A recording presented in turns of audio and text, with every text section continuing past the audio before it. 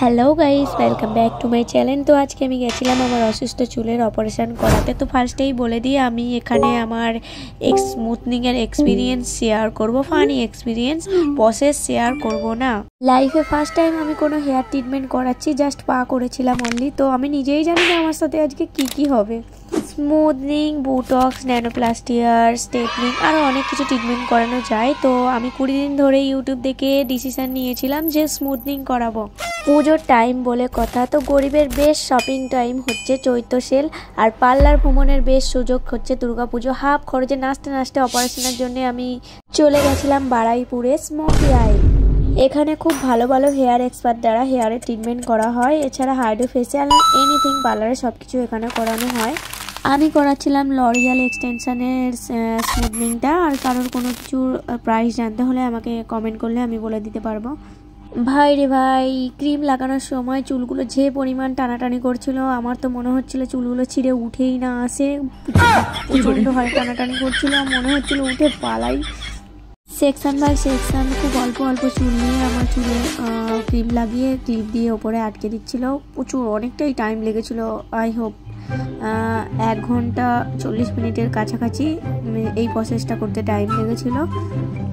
সত্যি কথা বলতে এই ক্রিমটার যে স্মেলটা ছিল প্রচণ্ড তীক্ষ্ণ, খুবই তীক্ষ্ণ আমার। আর এই ক্রিমটার না এতটাই তীক্ষ্ণ স্মেল ছিল, বিশাল তীক্ষ্ণ স্মেল ছিল। আমি কোনো কিছুর এমনি তীক্ষ্ণ স্মেল আমি নিতে পারি না, এতটাই তীক্ষ্ণ স্মেল ছিল, আমার মাথা ঘোরাচ্ছিল। ফাইনালি পুরো হেয়ারে ক্রিমটা লাগানো কমপ্লিট হয়ে গেছিলো। তারপরে 1 ঘন্টার কাছাকাছি আমাকে বসতে বলেছিল। বসে বসে আমি এদিক ওদিকের কিছু ভিডিও ক্যাপশন করছিলাম তোমাদের সঙ্গে শেয়ার করার জন্য। আমার তো ভিডিও করে দেওয়ারও কেউ নেই, আমি নিজেই ভিডিও করছিলাম, কেউ করে দেবে না। এরকমভাবে বসে থাকতে খুবই বোরিং ফিল হচ্ছিল সত্যি। আমি এই প্রসেসে কতক্ষণ টাইম লাগবে আমি জানি না ঠিক, কারণ আমি ইউটিউব দেখেছি স্মুথনিং করতে হয় 3 থেকে 4 ঘন্টা সময় লাগবে। আর এই দেখো আমার চুলের অবস্থা, পুরো মনে হচ্ছে কলুদের মতন মাথায় তেল মাখানো হয়েছে। আর এই কলু জিনিসটা কি আমি জানি না ঠিক। ছোটবেলায় তেল মাখার কারণে আমার দিদমা বলেছিল যে কলুদের মতন মাথায় তেল মেখেছে। সেই কথাটা মনে পড়লো, তা হঠাৎ নিজেরই মনে হলো যে কলুদের মতন লাগছে মাথার চুলগুলো। ধৈর্য বাঁধ ভেঙে যাওয়ার কারণে আমি ফাইনালি উঠে দাঁড়িয়ে কারোর পারমিশন ছাড়াই চারদিকটা ঘুরছিলাম, না জানি কখন এসে কি বলে।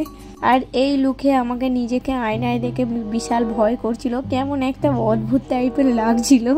আর এইটা হচ্ছে মেন ডোর। স্মোকি আইয়ের এই পজিশনটা খুব সুন্দর, সাজানো গোছানো ছিল, দেখতেও খুব সুন্দর লাগছিল। আর এই হচ্ছে আমি, অদ্ভুত প্রাণী লাগছিল আমার নিজেকে নিজে দেখে, দেখো তোমরাও। আর আমি এসেছিলাম দুপুর টাইমে, তাই জন্য এখানে এতটা ভিড়ও ছিল না পার্লারটায়। আমি আর অনলি আরও 2 জন ছিল, তারা ওদিকেটাই ছিল, আর আমি ছিলাম মেন গেটের সামনে। তারপরে আমাকে ধরে বেঁধে আবার এখানে বসিয়ে দেয় এসে, আর চেক করছিল ঠিকঠাক সেট হয়েছে কিনা। আমাকে বলছিল তুমি এরকম উঠে ঘুরছো কেন, তুমি নিজের সিটে এসে বসো, চলো বলে নিয়ে চলে এসছে, আবার বসিয়ে দিয়েছে। কি বিরক্তকর ব্যাপার। চুল ঠিক করতে এসে কোমরের 12টা বেজে যাবে আজ বুঝি। এই পিছনে আবার এসে একটা চুল ধরে টানাটানি করে না জানি কি চেক করছিল। অ্যাট লাস্ট আমার বললো হ্যাঁ হয়ে গেছে। ওয়াশের জন্য নিয়ে গিয়ে চুলটা ওয়াশ করাছিল। চুলটা ওয়াশ করাতে গিয়ে তারপরে আমার একটু ফাইনালি শান্তি লাগছিল। বাপরে বাপ, কি তীক্ষ্ণ গন্ধ ছিল ক্রিমটা।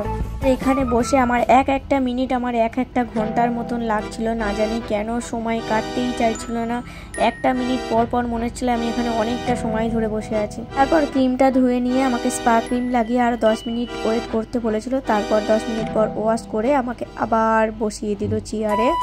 তারপর ভালো করে চুলটায় সিরাম লাগিয়ে, চারদিকে ভালো করে সিরাম লাগিয়ে চেক করে আই হোপ এবারে হেয়ারটা ড্রাই করবে।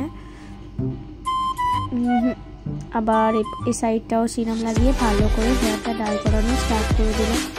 প্রায় 10 মিনিট ধরে আমার চুলটাতে হেয়ার ড্রায়ার দিয়ে ড্রাই করছিল। প্রায় অনেকক্ষণই লাগে হেয়ারটা ড্রাই করতে। 10 মিনিট ধরে আমার চুলটা ড্রাই করেছিল। ড্রাই করার পরে এবার ভালো করে মাথাটা আছড়িয়ে দিয়ে দিল।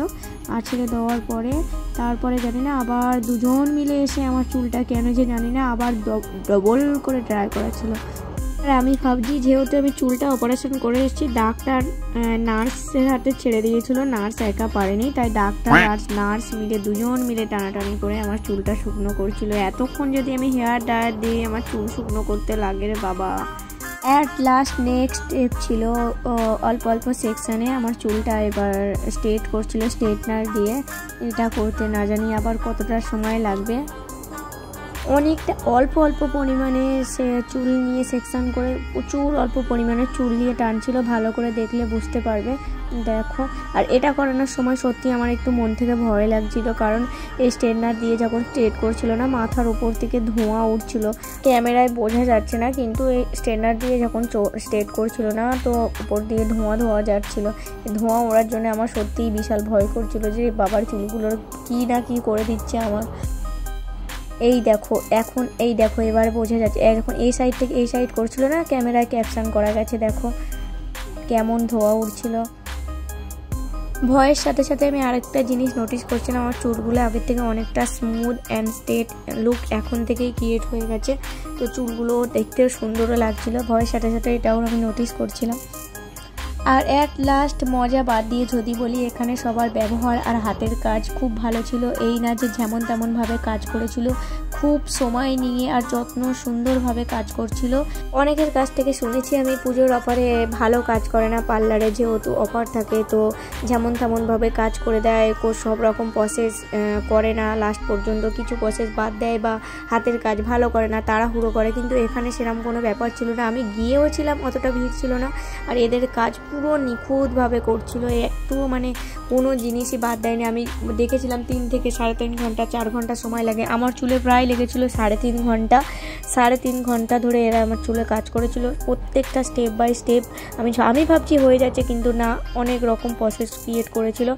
অ্যাট লাস্ট স্ট্রেট করা কমপ্লিট। তারপরে আমার চুলে আই হোপ স্পা ক্রিমই লাগাচ্ছিল, আবার অল্প অল্প সেকশন নিয়ে আমার চুলে স্পা ক্রিম লাগিয়ে, এটা আই হোপ এটাই লাস্ট প্রসেস। স্পা ক্রিম লাগিয়ে আমাকে আরও 10 মিনিট, 10 থেকে 15 মিনিট ভালো করে পুরো চুলে আমাকে ভালো করে কভার করে লাগিয়ে দিয়ে ভালো করে চুলটা চেক করছিল বারবার ধরে। আর এই পার্লারটা খুবই দারুণ ছিল। তো তোমরা যে কোনো মানে কেউ যদি এখানে আসতে চাও, তো লোকেশান চাও, তো আমাকে কমেন্ট করতে পারো। তবু আমি বলে দিচ্ছি, বারাইপুরের আগে পদ্মপুকুর মোড়ে স্মোকি আই, এখানে অল হেয়ার কাট, তারপর হাইড্রোফেশিয়াল এর হেয়ারের এনি ট্রিটমেন্ট এখানে করানো হয়, আর সবই হেয়ার এক্সপার্ট দ্বারা করানো হয়। আর দুর্গা পুজোর জন্য এখানে সব কিছুতেই ভালো ভালো অফার চলছে, স্পা থেকে শুরু করে হেয়ারের সমস্ত রকম ট্রিটমেন্টে খুব ভালো ভালো দারুণ অফার চলছে। এমনকি স্কিন ট্রিটমেন্টও ভালো ভালো অফার চলছে, হাইড্রোফেশিয়ালেরও এখানে ভালো ব্যবস্থা আছে। তো তোমরা এখানে যেতে পারো, ভিজিট করতে পারো, খুবই ভালো লাগবে, আশা করি তোমাদেরও খুবই ভালো লাগবে। আর সত্যি ভালো কাজ করে এরা। আর নেক্সট পুজোতে যদি আসতেই হয়, সত্যি আমি এখানেই আসবো, আর অন্য কোথাও যাব না। তো চলো, আমার লাস্ট ওয়াশ হচ্ছিল, এটা জাস্ট অনলি হেয়ার ওয়াশ ছিল, এখানে কোনো শ্যাম্পু ইউজ করেনি, কারণ স্পা ক্রিম লাগিয়েছিল, স্পা ক্রিম লাগানোর পরে শ্যাম্পু দেওয়া হয় না, তার জন্য শুধু ওয়াশ করছিল। অনলি ক্রিমটা 80%-এর মতন ভালো করে টেনে টেনে ধুতে লাগে স্পা করার পর, সেটার প্রসেসই এখানে চলছিল। আর এটার পরেই আমার মনে হয় হেয়ার মাস্ক লাগাবে। হেয়ার মাস্ক লাগানোর পরে আবার 10 থেকে 15 মিনিট আমাকে এখানেই বসতে হবে, আর তারপরে হয়তো হেয়ারটা আবার ড্রাই করানো হবে। ড্রাই করানোর পর আমার আজকের মতন ছুটি হয়ে যাবে। তো তোমাদের সঙ্গে আমি ফাইনাল লুক শেয়ার করব। চলো লাস্ট অবধি থাকো, আর ভালো লাগলে লাইক করো, কমেন্ট করো, আর শেয়ার করো ভিডিওটা। চলো দেখা যাক লাস্ট পর্যন্ত। চলো, হেয়ার ওয়াশের পর আমি আবার বসে পড়েছিলাম, আবার আমার চুলে সিরাম লাগানো হচ্ছিল, ভালো করে চারিদিকে টেনে টেনে সিরাম লাগিয়ে নেক্সট স্টেপে আমার হেয়ারটা ড্রাই করানো হবে আবার। চলো, আবার হেয়ার ড্রাই করানো স্টার্ট হয়ে গেছে। আমি বুঝি না হেয়ার ড্রাই করতে এত কেন টাইম লাগে, এরকমভাবে হেয়ার ড্রাই করতে 10-15 মিনিট তো লেগেই যায়, কি দরকার, কার কি হয় জানি না, বাট আমার চুল তাড়াতাড়ি শুকিয়ে যায় কেন জানি না। আমি তো এই 10-15 মিনিট এমনি পাখা চালিয়ে বসে থাকলেও আমার চুলটা এমনিই শুকিয়ে যেত। তার থেকে আবার সেম প্রসেসে ডাক্তার আর নার্স দুজন মিলে আবার কেন জানি না এপার ওপার ভালো করে ড্রাই করছিল, আবার সেই আগের মতনই সেম। এটা আমি জানি না, বাট আমার মনে হয় পুরোপুরি চুলটা শুকানো দরকার এই কাজটার জন্য। তো তার জন্যই এত ভালোভাবে শুকাচ্ছিল, ভালো মতো, একটু চুলে হয়তো জল রাখা যাবে না, তার জন্য এতটা টাইম ধরে ওরা চুলটা শুকাচ্ছিল। আমার এটা মানে পার্সোনালি আমার নিজের এটা এক্সপিরিয়েন্স, নিজের মনে হয়, নিজের মতামত এটা। তারপরে আবার লাস্ট শুকানোর পর আমার চুলে সিরাম লাগিয়ে দেয়। ফাইনাল মানে আমার কাজ কমপ্লিট। এবার তোমাদের সঙ্গে আমি আমার চুলের ফাইনাল লুকটা শেয়ার করব, দেখে নাও।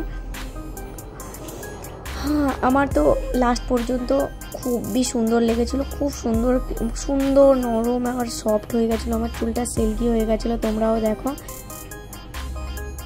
এটাই আমার চুলের লাস্ট লুক। খুব সুন্দর, খুব বিউটিফুল, খুব ভালো কাজ করেছিল। Thank you so much. তো চলো, টাটা, বাই বাই। এটা আমার চুলের ফাইনাল লুক ছিল। তোমরা কমেন্টে অবশ্যই বলো। আর দেখা হচ্ছে নেক্সট ভিডিও। আর আমি লাস্ট এই ভিডিওর শর্টগুলো ওরাই আমাকে তুলতে হেল্প করেছিল। দেখো কত সুন্দর সিল্কি হয়েছিল। আর অ্যাট লাস্ট আমার কাজ কমপ্লিট। লাস্টে আমার এই যে হসপিটালের বিলের মতন বিল ধরিয়ে দিয়েছিল। Tata, bye. আরও 3 দিন পরে আমাকে এখানে ভিজিট করতে হবে স্পার জন্য আর ওয়াশের জন্য।